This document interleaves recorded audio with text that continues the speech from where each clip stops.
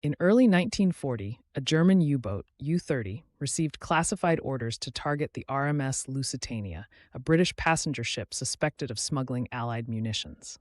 The captain, Werner Lott, was instructed to sink it without warning, violating international maritime laws. The Lusitania's civilian status made this a high-risk operation.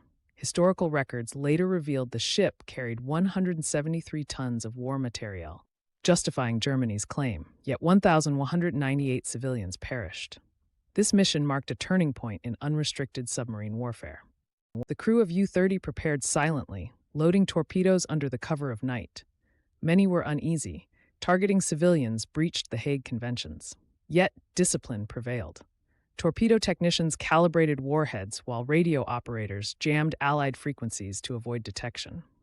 Personal diaries later revealed crew doubts, but Nazi propaganda framed the Lusitania as a legitimate target. This ethical conflict haunted submariners long after the war.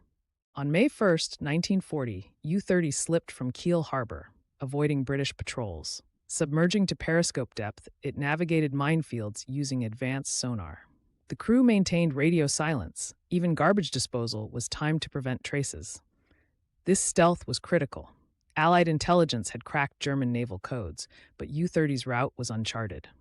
The mission's success relied on surprise, a tactic that would later define U-boat warfare. By May 7th, U-30 had tracked the Lusitania off Ireland's coast.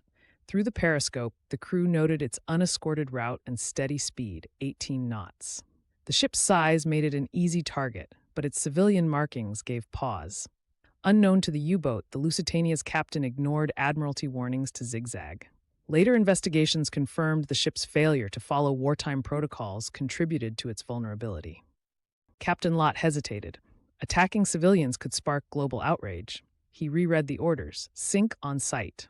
Intelligence claimed the ship carried artillery shells, but children were on board. In his log, Lott wrote, "The weight of this decision is unbearable." Yet, refusal meant court-martial.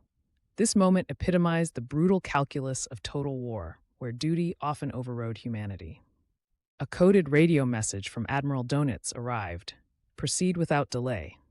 The crew interpreted it as a direct command. The torpedo team armed the G7E, a stealthy electric torpedo. At 2:10 p.m., Lott gave the order. The torpedo's launch sequence, documented in U-30's log, took 90 seconds.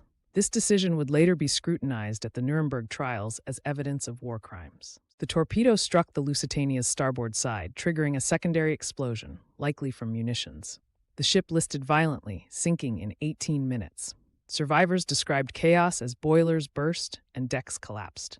Of the 1,962 aboard, only 764 survived. The attack became a rallying cry for Allied propaganda, hastening America's entry into World War II. Forensic studies in 2008 confirmed the presence of explosives in the wreck. Panic engulfed the Lusitania. Lifeboats capsized due to the ship's rapid tilt. Passengers clung to debris. Children drowned as overcrowded boats sank. The U-boat's log noted screams audible through hydrophones. This tragedy exposed flaws in maritime safety. Only 6 of 48 lifeboats launched properly. The disaster spurred reforms, including mandatory lifeboat drills for civilian vessels. U-30 submerged and fled, evading British destroyers responding to distress signals. The crew heard depth charges but escaped. Captain Lott never commanded another submarine. He was captured in 1941. Post-war, he met Lusitania survivors seeking reconciliation. The attack remains controversial. Was it a war crime or strategic necessity? The wreck, 300 feet deep, is now a protected war grave.